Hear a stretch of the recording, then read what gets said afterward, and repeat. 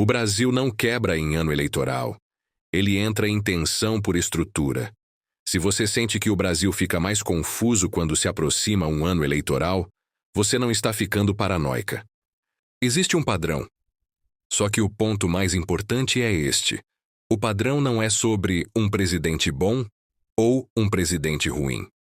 O padrão é sobre como o nosso sistema foi desenhado e como ele funciona na prática quando a temperatura política sobe. A Constituição diz que existem 3 poderes independentes e harmônicos entre si: legislativo, executivo e judiciário.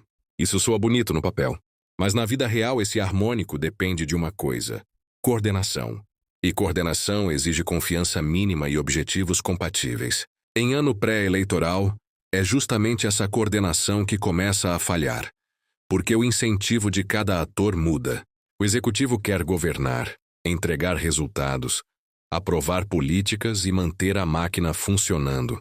O legislativo quer responder às suas bases, ao seu eleitorado, às suas bancadas e também quer manter controle sobre as regras do jogo. E o judiciário, em tese, atua como guardião das regras. Ele interpreta leis, resolve conflitos e limita excessos. Só que quando um poder não funciona bem, os outros acabam ocupando espaço. E é aí que começa o ruído. O Brasil tem um detalhe decisivo. O legislativo não é um acessório do presidente. Ele é forte. O Congresso não é apenas um lugar onde se carimba o que o governo quer. Ele é o centro de decisões e freios. E mais, ele não é um bloco único. Ele é uma soma de interesses, partidos, federações, bancadas temáticas e lideranças regionais. Em outras palavras, ele é plural. E pluralidade pode ser virtude, ou pode virar travamento. Então, quando alguém diz, o Brasil está um caos, muitas vezes está olhando só para o barulho da superfície. Brigas, pautas travadas, declarações explosivas, decisões judiciais polêmicas, ataques nas redes. Mas por baixo disso existe uma lógica simples. Perto da eleição, cada ator muda o cálculo. E quando o cálculo muda, a engrenagem começa a ranger. O que eu quero te mostrar hoje é como isso funciona por dentro.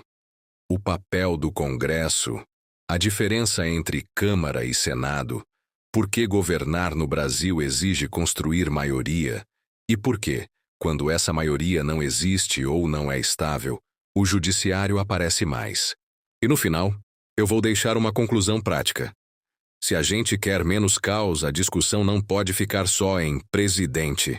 Ela precisa entrar em Congresso. E em como o voto para deputado e senador muda de verdade a vida do país. O coração do sistema. Porque o Congresso decide se o país anda ou trava. O poder legislativo federal é exercido pelo Congresso Nacional. E o Congresso é composto por 2 casas: Câmara dos Deputados e Senado Federal. Essa estrutura não é um detalhe. É o que torna o Brasil um sistema bicameral. 2 casas, 2 lógicas, 2 velocidades. A Câmara é a casa mais sensível ao humor do momento. Deputado vive a pressão direta da próxima eleição, da pauta local, das emendas, das redes, das disputas internas. A Câmara tem um papel central na produção legislativa e na fiscalização. É o espaço onde a política aparece de forma mais crua, mais imediata, mais termômetro. O Senado, por outro lado, tende a ter mais estabilidade porque o mandato é mais longo. Ele funciona como uma espécie de freio institucional em alguns temas, e como uma arena de negociação, mas de bastidor em outros. Além disso, o Senado tem atribuições específicas relevantes, como sabatinas e aprovações de autoridades em casos previstos, e um papel importante em processos de responsabilidade. Agora vem a parte que quase ninguém te explica com clareza. O presidente não governa apenas com vontade, ele governa com votos. E votos no Brasil raramente vêm de um partido só. Porque o nosso sistema é multipartidário, com muita fragmentação. Isso gera um fenômeno clássico, estudado há décadas, o chamado presidencialismo de coalizão. Na prática, significa o seguinte: o presidente é eleito para chefiar o executivo, mas para aprovar leis, orçamento, reformas e medidas estruturais, ele precisa montar uma coalizão no legislativo. Coalizão é uma aliança negociada. Partidos e bancadas apoiam parte da agenda em troca de espaço político, prioridades regionais, participação no governo, relatorias e outros instrumentos legais do próprio jogo. Não é bonito, não é feio. É como o sistema opera. Quando a coalizão é estável, o governo anda. Quando é instável, o governo sangra. E quando não existe coalizão suficiente, o governo trava. E a crise vira um modo de vida. E aqui entra o ponto que prepara o cenário de 2026. Quanto mais perto da eleição, mais caro fica apoiar o governo, porque deputados e senadores começam a pensar: apoiar isso vai me custar votos? Vai me aproximar de um rótulo impopular? Vai me colocar na mira de uma máquina de ataques? Então a tendência é que o legislativo endureça, segure pautas, barganhe mais, imponha mais condições e crie mais obstáculos, mesmo quando a pauta, isoladamente, poderia ser razoável. É por isso que o debate "o Congresso atrapalha" ou "o governo não articula" é sempre incompleto. Às vezes o governo articula mal. Às vezes o Congresso usa a força que tem para impor sua agenda.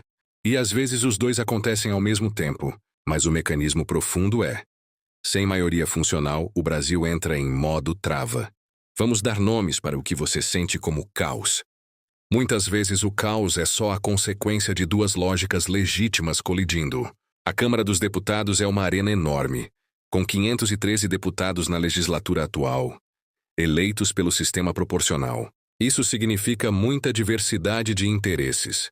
Estados, municípios, setores econômicos, movimentos sociais, corporações, igrejas, categorias profissionais, agendas locais. E dentro disso existem as bancadas temáticas, que funcionam como blocos informais com poder real de influenciar votações. Esse tamanho e essa diversidade tornam a Câmara muito responsiva, mas também muito instável. Um projeto pode avançar rapidamente num dia e travar no outro. Uma crise nas redes pode mudar o humor. Uma manchete pode acender uma fogueira. E, principalmente, a Câmara tem uma característica. Ela é o palco onde a disputa de narrativa é mais intensa. Porque narrativa gera capital político. E capital político, em ano pré-eleitoral, é tudo. Já o Senado tem 81 senadores, 3 por unidade da federação, eleitos pelo sistema majoritário. Isso dá ao Senado um caráter mais federativo. Ele representa os estados, e não apenas a proporção populacional. Na prática, o Senado pode frear mudanças abruptas e exigir mais negociação. Às vezes isso evita irresponsabilidade. Às vezes isso congela pautas necessárias. Depende do caso. Agora imagine o cenário. Um governo tenta aprovar algo. Ele precisa negociar na Câmara, onde há fragmentação e pressão imediata.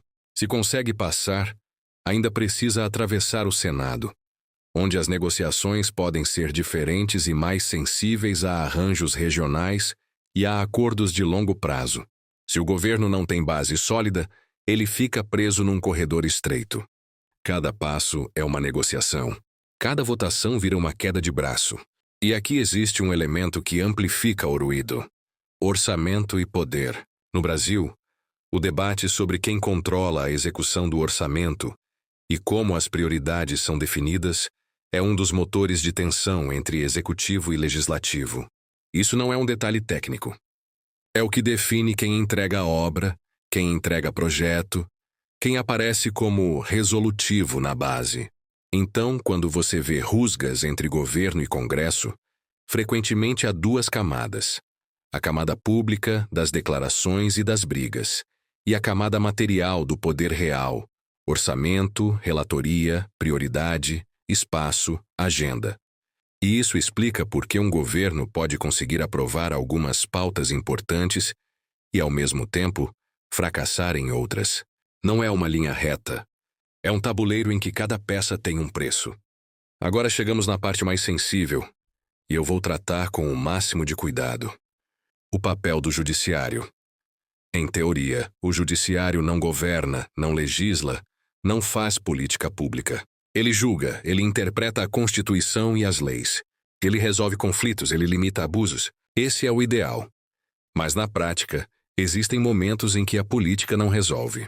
Quando há impasse, conflito de competência, omissão legislativa, disputas federativas ou crises de direitos fundamentais, o judiciário é acionado. E quanto mais o sistema político gera conflitos, mais o judiciário é puxado para o centro. Isso cria um paradoxo. Para parte da população, o judiciário parece salvar o país em momentos críticos.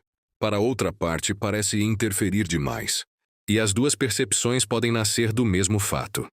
O judiciário está ocupando espaços que, em um mundo ideal, seriam resolvidos politicamente. Aqui está a frase que eu considero mais honesta.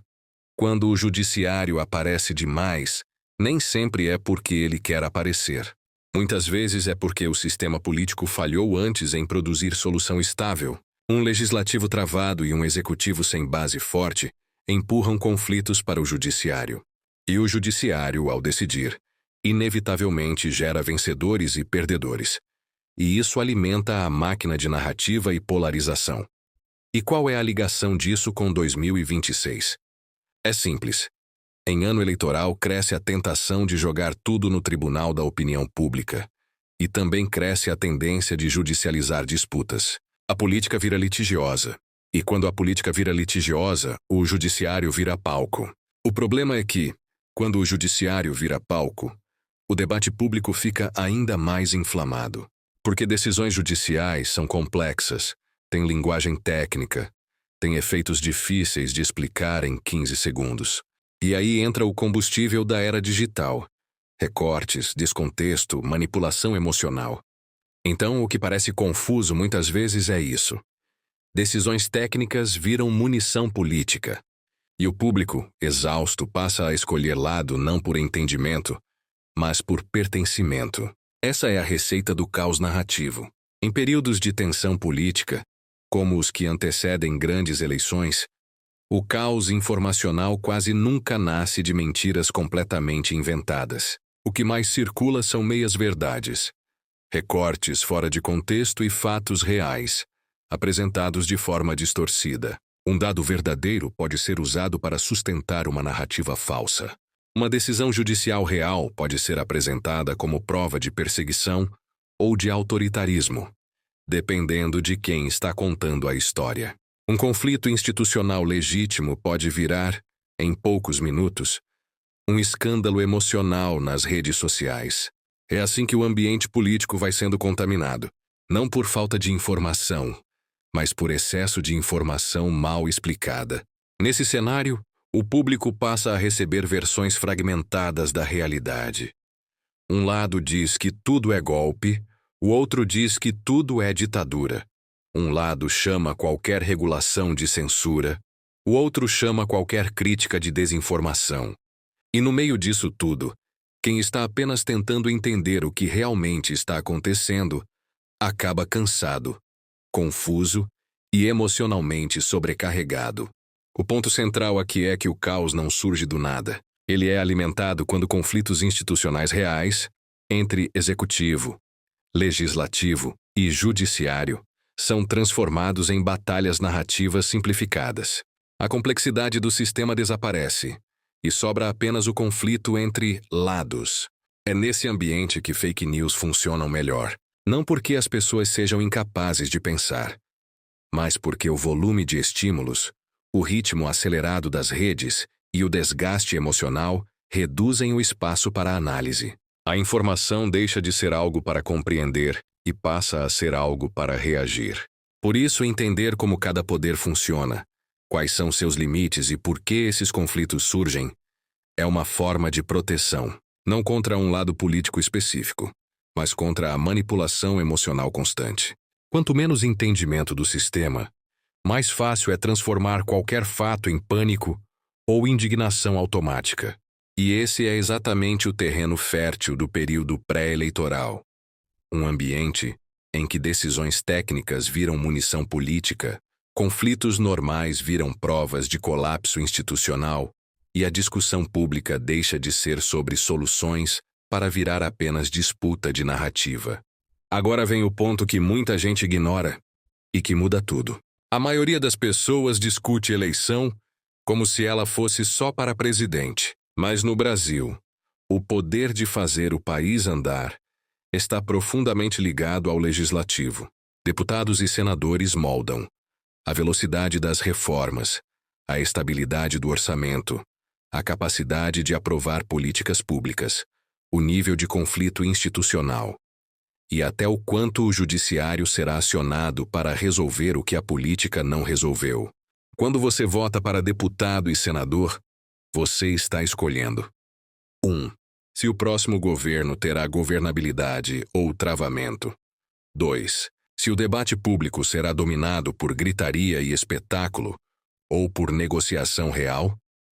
3. Se o país terá capacidade de aprovar medidas estruturais ou viverá em crise permanente. Isso não significa que o legislativo manda mais que o executivo. Significa que, no Brasil, governar é construir maioria. E maioria não nasce do nada. Nasce de composição, coerência mínima e representação que não viva apenas de conflito. E aqui eu vou deixar uma frase que eu considero útil para 2026. Não adianta cobrar um governo eficiente se você alimenta um Congresso que funciona como máquina de guerra interna. E também não adianta culpar só o Congresso se você não cobra articulação real e compromisso com o interesse público. O que vem pela frente? Provavelmente um ciclo de mais disputa narrativa, mais polarização, mais pressão sobre instituições, mais tentativas de transformar qualquer decisão em escândalo. Isso é esperado. Mas não é inevitável que a gente entre nisso como rebanho. A melhor defesa é entender o básico. Quem faz o quê? Quem tem qual poder? Por que há travas? E como a engrenagem opera? Se você quiser, eu posso transformar este vídeo em uma série. Um episódio só para a Câmara, um só para Senado, um só para Judiciário, um só para o presidencialismo de coalizão, e um só para o manual prático de como não cair em fake e recortes em 2026. Porque o caos eleitoral é previsível, mas previsível não significa invencível. E se esse vídeo te ajudou a enxergar o Brasil com mais clareza, deixa o like, compartilha com alguém que está cansado de briga e quer entender o sistema, e se inscreve no canal. Aqui a gente não torce para o caos, a gente aprende a ler o tabuleiro.